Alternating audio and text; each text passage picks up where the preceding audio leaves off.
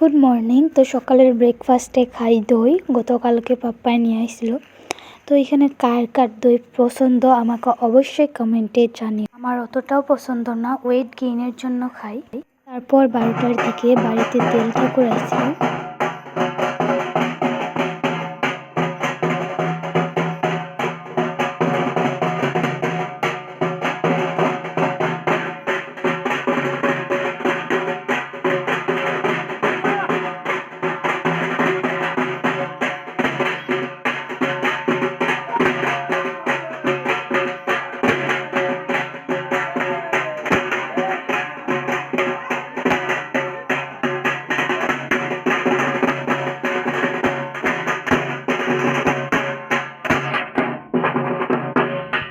আর এইদিকে পুচকা ঠাকুরের সাথে যাইব বিল্লা কান্তাছিল। তো মামি এখানে একটুখানি ওরে দেখায় নিয়ে আইলো।